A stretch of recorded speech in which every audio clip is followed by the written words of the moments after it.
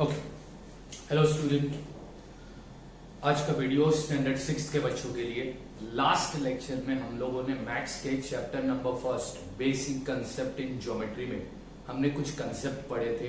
Point पढ़ा था, line पढ़े थे, लाइन के दो टाइप पढ़े थे, उसके बाद कॉन्करेंट लाइन पढ़ाया था, पैरेलल लाइन पढ़ाया था, प्लेन पढ़ाया था, कोलिनियर पॉइंट पढ़ाया था। ठीक है, ये लास्ट लेक्चर में हम लोगों ने चैप्टर नंबर फर्स्ट के बारे में पढ़ा था, बेसिक कंसेप्ट इन ज्योमेट्री। आज उसी बेसिस पर हम करने जा रहे हैं प्रैक्टिस सेट 1। तो बच्चों आओ, अब प्रैक्टिस सेट 1 क्या बोलता है वो देखो। क्वेश्चन नंबर 1 बोलता है observe the figure and name the following. ये फिगर को ऑब्जर्व करो और नेम द फॉलोइंग, यानी कोलिनियर पॉइंट का नाम लिखो, रे के नाम लिखो, लाइन सेगमेंट के नाम लिखो और लाइन के नाम लिखो। ये फिगर को ऑब्जर्व करके तुम्हें इनके नाम लिखने हैं। सबसे पहला लिखना है कोलिनियर पॉइंट का नाम। कोलिनियर पॉइंट बच्चों किसको कहते हैं? 3 पॉइंट जब एक लाइन पर आते हैं या 3 से ज्यादा पॉइंट जब एक लाइन पर आ रहे हैं तो उन पॉइंट को हम कहते हैं कोलिनियर पॉइंट। अगर इस फिगर को तुम ध्यान से देखो तो पॉइंट M, O और T ये तीनों पॉइंट एक लाइन पर आ गए, तो ये बन गया collinear point. Point M, O, T ये बन गया कोलिनियर पॉइंट। ठीक है, दूसरा अगर तुम फिगर को ध्यान से देखो तो पॉइंट R, O, N ये तीनों भी पॉइंट एक लाइन पर आ गए, तो ये बन गए कोलिनियर पॉइंट। तो पॉइंट R, O, N। तो तुम्हें सबसे पहला लिखना था कोलिनियर पॉइंट का नाम, तुमने लिख दिया। दूसरा तुमको किसका नाम लिखना है? रे का। रे किसका टाइप है? लाइन का। मैंने बताया था लाइन नेवर एंडिंग, दोनों तरफ से लाइन कभी खत्म नहीं होती। लाइन के 2 टाइप है, लाइन सेगमेंट, रे। जिस लाइन के 2 एंड पॉइंट होंगे वो लाइन सेगमेंट, और जिस लाइन का एक एंड पॉइंट होगा वो रे। तो अपने को अभी किसका नाम लिखना है? रे का। तो चलो लिखते हैं। तो पहला रे तुम लिखोगे नाम, मान लो ये रे स्टार्ट होता है O से बट N पर खत्म नहीं हो रहा, तो ये हो गया ON। दूसरा रे दे दो OP, तीसरा रे दे दो OS, चौथा रे दे दो OR। ये सारे मैंने रे के नाम लिख दिए।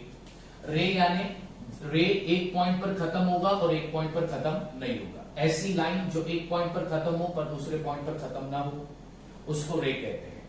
जैसे कि ON, O पर लाइन खत्म हो रही है, N पर नहीं हो रही है। ठीक है। OR, O पर लाइन खत्म हो रही है, R पॉइंट R पर नहीं हो रही है। OS, O पर लाइन खत्म हो रही है, S पर नहीं हो रही है। ठीक है, तो इसको कहते हैं रे। उसके बाद अपने को लिखना है लाइन सेगमेंट के नाम। तो चलो अब लाइन सेगमेंट के नाम लिख के बताता हूं। सेगमेंट का शॉर्ट फॉर्म है SEG।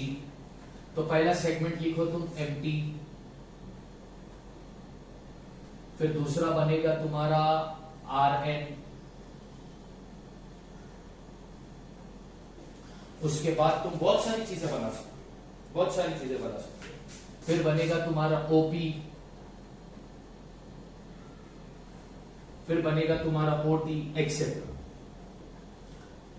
तुमको सिर्फ सेगमेंट, लाइन सेगमेंट के नाम बताना है। तो मान लो पॉइंट M और पॉइंट D ये दोनों पॉइंट पे लाइन खत्म हो गई, तो ये सेगमेंट बन सकता है। पॉइंट R और पॉइंट N को जोड़ने वाली लाइन ये है। अब मान लो ये दोनों पॉइंट पे लाइन खत्म होती है तो ये सेगमेंट बन सकता है। ठीक उसी तरह OP ले लो, OS ले लो, ON ले लो, ले सकते।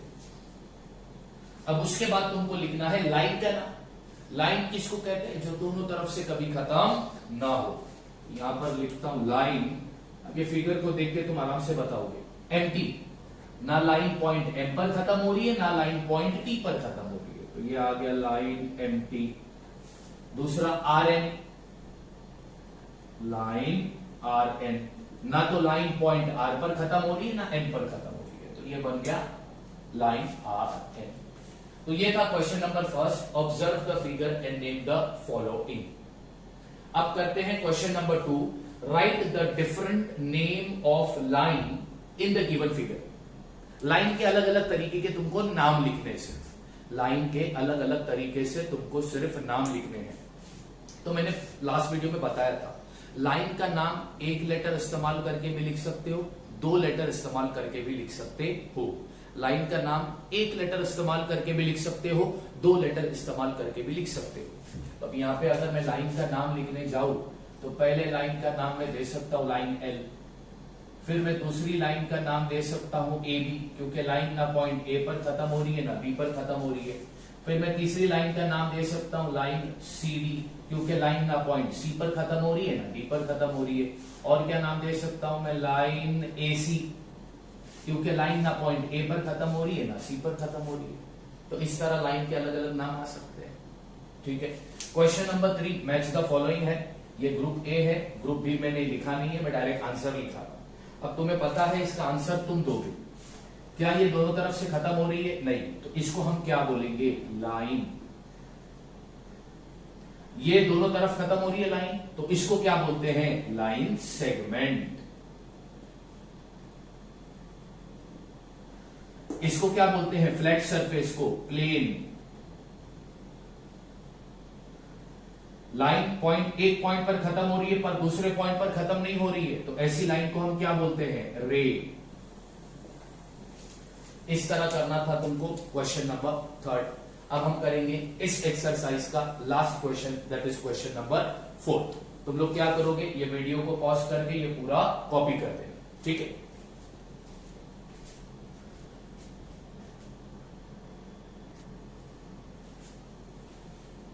Okay student, now question number 4. Observe the figure and write the name of parallel line. Parallel line का नाम लिखना है। Concurrent line, concurrent line का नाम लिखना है। Point of concurrence, point of concurrence का नाम लिखना है। ठीक है। तो सबसे पहला किसका नाम लिखना है, पैरेलल लाइन। ठीक है। ओके। पैरेलल लाइन यानी दो लाइन आमने सामने हो और वो एक दूसरे को काटे नहीं। काटे नहीं मतलब इंटरसेक्ट नहीं करे। ठीक है। तो अब ये फिगर को देखो तो तुम बोलोगे सर बी, लाइन बी और लाइन एम ये आमने सामने है और वो एक दूसरे को काट भी नहीं रही है, तो ये हो गई पैरेलल लाइन। तो पहला लिखता हूं, line B is parallel to line M. Last video में बताया था ये सिंबल पैरेलल लाइन का होता है। अब आगे, सर लाइन ए और लाइन पी भी सर आमने सामने है। ठीक है। और वो भी एक दूसरे को नहीं काट रही है, तो वो क्या हो गई, पैरेलल लाइन। तो लिखता हूं line A parallel to line P. फिर तुम बोलोगे सर लाइन एम और लाइन क्यू भी तो सर पैरेलल लाइन है, वो भी आमने सामने है। तो मैं लिखता हूं line M parallel to line Q. अच्छा, क्या लाइन ए और बी पैरेलल है? नहीं सर, वो पैरेलल नहीं है। क्यों नहीं है? क्योंकि सर वो दोनों काट रहे एक दूसरे को ये पॉइंट पर। सर लाइन बी और सी भी पैरेलल नहीं है।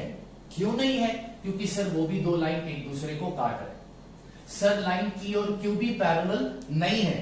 क्यों नहीं है? क्योंकि सर वो दो लाइन भी एक दूसरे को इस पॉइंट पर काट रहे, इसलिए सर ये पैरेलल लाइन नहीं है। ठीक। अब दूसरा क्या था, कॉनकरेंट लाइन।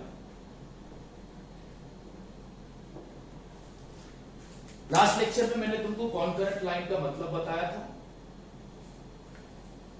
कॉनकरेंट लाइन का मतलब क्या था, दो या दो से ज्यादा लाइन अगर सेम पॉइंट से पास हो रहे हो तो उन लाइन को बोलते हैं कॉनकरेंट लाइन। दो या दो से ज्यादा लाइन सेम पॉइंट से पास हो रहे हो तो उनको बोलते हैं कॉनकरेंट लाइन। अब ये फिगर को ध्यान से देखो,